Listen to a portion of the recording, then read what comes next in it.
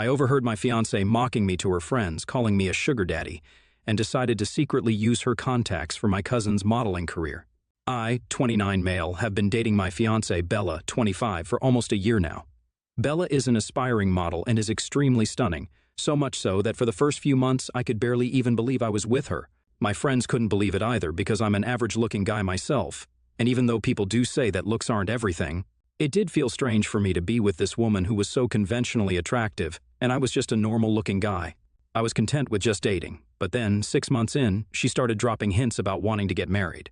I was smitten with her by then, so at that point I would have done whatever she asked of me. So I decided against proposing to her 7 months after being together, and she said yes without a second thought. My friends and family were a little taken aback by how soon it was all happening, but as long as I was happy, they were too and didn't question it much. We've been relatively happy in our relationship, and even though we've had our ups and downs, I believe that the love we had for each other was real, and it was for me at the very least, if not for her. But then, around 3 months ago, she invited her friends over to help with wedding planning. I'd been napping in the bedroom because I was feeling really under the weather that day, but after a while, I got up to get myself some food. But then, I stopped right outside the kitchen when I heard Bella and her friends talking about me in the living room. I was just out of their sight, and they couldn't see me, so they continued talking crap about me and laughing at their own mean jokes. They were making fun of all my insecurities, and I could feel myself go red in the face standing there. But it all got worse when Bella herself joined in and made a joke about how she'd bagged herself a sugar daddy with no looks and was basically living the dream. There was a lot of laughter at that horribly insensitive joke, and so I went back to my room because I'd heard enough. I didn't even want to know what else she had to say because my insides were on fire. I wanted to dump her on the spot, but I kept my cool and decided to play the long game instead and use her for my own sake, just like she'd been using me.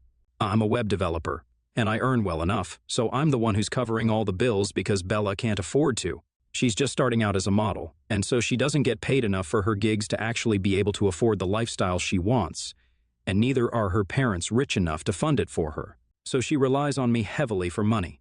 She even moved in with me just 2 months after we started dating because she told me she didn't have enough money to cover rent at the time. I told her she could stay with me for a while, but then she never moved out. And ever since then I've been paying for everything she wants. I'm the one who pays for her cabs when she has to travel for auditions, for her clothes, accessories, makeup, and whatnot. So she's not entirely wrong. She did bag a sugar daddy, but I'm just a couple of years older, so I don't think that's accurate. After I overheard her conversation with her friends, I went back to my room, and I was contemplating breaking up with her over this. But then I decided not to dump her because I had a way better plan in mind. I have a cousin who's also trying to become a model, and I knew for a fact that this cousin of mine, let's call her Irene, 23 female, was loaded. Her father was a hugely successful business tycoon, but unfortunately, he didn't approve of his daughter's career choices since he believed that it was too risky. And so he wasn't going to help her out until she bagged some gigs on her own. She'd moved here a few months after I met my girlfriend, and I knew that she'd appreciate my help. But Bella stopped me from giving her a head start by telling me how competitive the modeling world is and that Irene could potentially become a threat to her if we helped her with getting contacts. So, unfortunately, Irene had to struggle on her own to make a place for herself because while she did have her dad's credit card, she didn't have any contacts, and she was really young. So she didn't know how to network either. But after what I overheard, I made up my mind to help Irene out, and in exchange for that, she just had to send me half of whatever she made through every gig that she landed through me. Then onwards, I started keeping track of all the auditions that my girlfriend and friends went to, and all the people I met at those auditions, and then proceeded to send those details to Irene. Sometimes she'd get the gig, and sometimes she wouldn't, but every single time she'd send me a whopping $1,500 because she was mad at her dad for not helping her out. It was a bit much, but who was I to complain? If she wanted to teach her dad a lesson, and I profited off of her anger, then heck, she could be as angry as she wanted to be. I was cool with this arrangement that we'd worked out because I was getting richer with every passing month. Of course, I had to hide all of this from my girlfriend because she'd definitely get suspicious if I suddenly started expressing any interest in these things I'd never bothered with earlier. So this went on for a couple of months, and with time, I stopped feeling anything for my girlfriend at all. I still didn't dump her because I was using her contacts and stuff to help out Irene, but other than that, I'd keep my interactions with her to a minimum. I'd be romantic and sweet to her when we were together, so she had no clue what was really happening. I'd also told my parents I wasn't actually going to marry Bella just a week after I found her talking crap about me behind my back, so while they didn't know the details of my situation, they knew that no wedding was going to take place. But I didn't tell Bella that, obviously, and she continued to plan and told me to book the venue and the vendors, which I agreed to, but never did. This week, several things happened at once, and she finally found out what I'd been up to. The invitations were supposed to be sent out this week, but like I'd said, I hadn't made any arrangements, and in addition to that, my cousin Irene finally got signed to a really reputable modeling agency. She was incredibly grateful to me, and even her dad was, which is why he sent me $5,000 for helping her out all through the way. They're pretty generous if I'm being honest. So a few days back, when Bella asked me if the invitations had been sent or not, I decided to finally come clean to her and end things. I'd spent quite a few months putting up this facade, and now that I had made enough money off of her, I didn't feel like putting on this show anymore. Irene was where she wanted to be and wouldn't need my help anymore. And I didn't have any feelings for Bella either, so there was just no point in staying with my girlfriend any longer. So when she asked about the invitations, I decided to tell her the truth and said that I hadn't made any arrangements for the wedding at all. In fact, there was no wedding at all. Now, she was obviously stunned by that and asked me if I was joking. So then I finally told her that I'd heard her little joke the other day, and I hadn't forgiven her for it. When she asked me why I'd stuck around for so long, I told her about how I used her to push Irene's career ahead, and how she paid me handsomely for all that I'd done for her. Now that I was finally telling her the truth, there didn't seem any point in hiding anything from her, so I was completely honest with her. She was flabbergasted when she learned what I'd been up to these past few months, and her reaction was nothing short of hysterical. She was crying, screaming, and being all melodramatic about how I'd betrayed her and used her. I told her that this was all happening because of what she'd said to her friends behind my back, and she started talking about how it was just a joke. Well, it wasn't a very funny one, and it was actually really hurtful and demeaning. We argued over that for a while, but then she just gave up and told me that I'd betrayed her in the worst possible way over a joke, and she'd never wish this even on her enemies. She had a complete breakdown over it and said that she'd actually loved me, but I hadn't even deemed her worthy of a discussion and decided to essentially ruin our relationship over a silly joke. I stuck to what I believed in and told her that for me, it wasn't just a joke because it hit a little too close to home. Jokes are meant to be funny, not downright malicious, which is what her joke sounded like. And it wasn't just what she'd said that hurt, it was the fact that she'd been sitting among her equally vapid friends, and they'd been making fun of the way I looked, but she didn't even try to defend me and instead joined in on the fun that they were having at my expense. That's what hurt the most. I was the one who was paying for every single thing that she wanted and making sure she was happy all the time, so I definitely didn't deserve this in return. In fact, I'd started working even harder to provide for the both of us, so it obviously hurt to hear her make fun of me just because I wasn't as conventionally attractive as she was. She packed her stuff up right after the argument and was gone within an hour. I didn't try to stop her either because of how angry and hurt I was, so there was nothing that could have been done to prevent her leaving. The next 2 days, I drowned myself in work so that I wouldn't have to feel anything. I mean, I'd obviously fallen out of love with her a while back, but I was still used to having her around, and sometimes I'd feel like I could fall back in love with her again.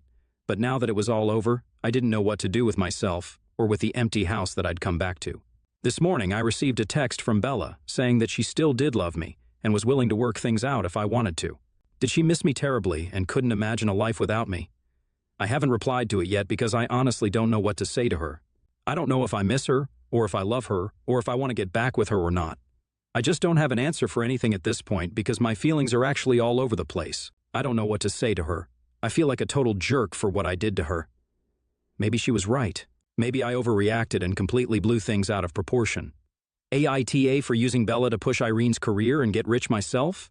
Update 1. So, I didn't reply to Bella's text. I read a lot of the messages in the comments on my post and realized I might have been out of line for what I did. And I was even about to reach out and apologize to Bella for whatever happened. But then, I received a text from a friend of hers saying that she had something to tell me. She sent me a screenshot of Bella texting her, saying that she needed a place to crash for a while until her loser boyfriend, referring to me, patched things up with her, or until she found someone new. This friend of hers told me that apparently Bella had sent this to their entire friend group and had claimed that she'd left after a fight, but she hadn't yet told them what the fight was about. Her friend didn't feel comfortable with the fact that Bella was still talking badly about me, even though we were supposed to get married in a couple of months. And so she felt like she had to tell me what Bella had been saying behind my back and get it off her conscience.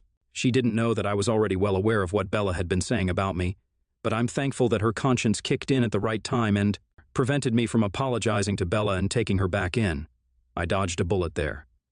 All the criticism and flack I've received for my decision to stick with Bella just for revenge was perfectly valid, and in fact, that was what made me rethink my stance in this whole situation, and almost made me apologize to her. But unfortunately, we were all being played, since Bella really did deserve whatever I did to her. Maybe if it had been a normal and less self-centered human being, then I would have believed that I was in the wrong here. But it's Bella, after all. She's literally the epitome of narcissism and selfishness. I can't believe that she was willing to get back with me just because she needed a place to stay. Which isn't really surprising, because she had become pretty lazy in the past few months. She'd only go for auditions and do nothing else around the house, but I was perfectly happy with cleaning up after the both of us, since she was the one helping me bring in the big bucks from Irene. She didn't even go shopping, so I was actually saving more than I was spending. When I saw that screenshot, I was so thankful that I hadn't texted her back yet, and after this, I wasn't going to get back to her anyway. She was just a despicable person in general, and even though what I did to her was nothing short of psychotic, I'd say she totally deserved that. I've blocked her on every platform possible, and I'm even thinking about moving out into a bigger apartment so I don't have to deal with her anymore. I already made a lot of money thanks to Irene and her dad, and I'm due for a raise at work in a couple of weeks anyway, so I might as well get a head start on the move and start looking for places. My friends were pretty surprised when I broke the news to them that the wedding was off, since they had no idea.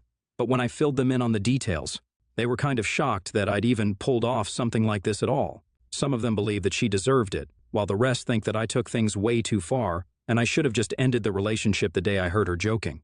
I bet everyone will agree that she deserved what I did when they heard about her false confession of love, just so that she could continue to live with me without paying rent or making any contribution to the household expenses. Even if she does manage to find a guy who's willing to let her move in after a few months of dating, I don't think that there'll be a guy as stupid and smitten as I was and let her live off of their money. But who knows? Maybe she might. It doesn't really matter to me anymore, and I'm just relieved that she's gone now, and I won't have to deal with her in the foreseeable future. Thank goodness. Update 2, I was wrong about getting rid of her so soon. I guess she realized that not everyone will be okay with her lifestyle and won't just blindly agree to let her live with them and spend their money. That is, unless she actually starts looking for a real sugar daddy, which is another story altogether. She somehow got a hold of me from a different number and started texting me to blackmail me into letting her move back in. Her strategy was definitely very off, because she was trying to threaten me by saying that if I didn't let her move in until she found a new boyfriend, then she'd tell everyone that I'd used her for her contacts in the modeling world to help my rich cousin out. I hope she does realize that unless she tells people the full story, they're just going to think that I was being a good relative. And I hope she's not naive enough to believe that she can just talk crap about me to people and I'll sit back and let it happen. I told her that if she talks about me, then I'll definitely talk about what she did, and it will all be out in the open. She also has a significant following on Instagram, so this will affect her a lot more than it'll affect me. She hasn't replied yet, and I hope she doesn't, because I'm getting really sick of her. Update 3. As if bothering me through text wasn't bad enough, Bella showed up at my workplace today. The receptionist had to call me to meet her because, apparently, she refused to leave without seeing me first. I had to take her to a nearby cafe so that I could talk to her without embarrassing myself in front of my coworkers, because I could tell that Bella was very close to throwing a temper tantrum when I saw her. And that's exactly what happened once we sat down to talk in the cafe. She started whining about how I'd been unfair to her and that she deserved a second chance, regardless of whatever she'd done, just so that she could prove to me that she was capable of being a good girlfriend under the right circumstances. That really caught me off guard, so I asked her what she meant by that statement, because as far as I was concerned, her circumstances couldn't have been better. She lived a completely stress-free life and paid for nothing, and apparently that's what she meant by circumstances. She told me that I'd spoiled her rotten by letting her walk all over me, and if I'd stood up to her more often, then she might have been more attracted to me. I was too weak-willed and too average-looking already, and on top of that, I had absolutely no self-esteem, which made it so easy for her to boss me around without feeling guilty, which is why she said what she said. But now that she knew that I'd been secretly playing her for a fool, she was a lot more attracted to me and could finally take me seriously as a potential boyfriend. I'm not even making this up right now. I actually thought I was going to laugh out loud right in her face when she was saying those things, because it was just that ridiculous. I don't even know if this was some last-ditch attempt at getting me back, or if she generally meant whatever she was saying, but it was hilarious. There's no doubt about that. The gaslighting and manipulation were so crazy that I ended up telling her that I'd think about what she said and talk to her later, because I was trying really hard not to laugh. She made me promise her that I'd talk to her once I got back home. That's another reason I'm glad that we broke up, because she used to baby talk to me every time I was upset with her. I don't know why. I guess she thought infantilizing herself would make her seem more desirable to me or whatever, but it just grossed me out. I was just too nice to say anything to her. I got back home half an hour ago, and it's just insane to me that even after all that has happened, she's still trying to get back with me just so that she'll have a place to live. It's actually kind of pathetic that she's so lazy and so dependent on a man that she can't even be bothered to have some pride and leave me alone. I'm not going to get back in touch with her, and I'm going to make sure that the next time she tries to contact me, she knows that she's no longer welcome in my life. Update 4. So it's just been a day since Bella showed up at my workplace, and today she called me from a friend's number again. I answered the call because I wanted to end things once and for all with her. When she asked me if I'd given any thought to what she'd said, I told her point blank that I hadn't. And even if I was held at gunpoint and asked to get back with her, I'd still say no. I kind of went on a rant and told her every awful thing that I'd thought about her and let her know that she was a pathetic mess. And I wasn't willing to deal with her anymore, so she should probably start looking for somebody else to leech off of. She argued with me, saying that the reason I had a crapload of money right now is because I'd used her and her contacts to suck up to my rich cousin, so I should be the last person to talk about leeching off people. Our argument kind of escalated after that point, and there was a lot of cursing and shouting, but after a while I realized that there's just no point in arguing with a deranged idiot like her. I don't even know how I fell for her in the first place, but I guess she was pretty and charming enough to make it work. I just told her that I wasn't going to entertain her bullcrap anymore, and if she tried to contact me again, then I'd post what she'd done on Instagram, and that would be the end of whatever little fame she'd earned for herself. So she realized that it was probably not a good idea to keep arguing with someone who could expose you and ruin your reputation within seconds if he wanted to. And she hung up after calling me a bunch of names and cuss words. But I don't even mind that anymore. It's a small price to pay to get rid of her for good. I'm just not going to date anyone for a while and go to therapy so that I can work out whatever esteem issues I have, because I most certainly do have some, or else I wouldn't have acted equally crazy.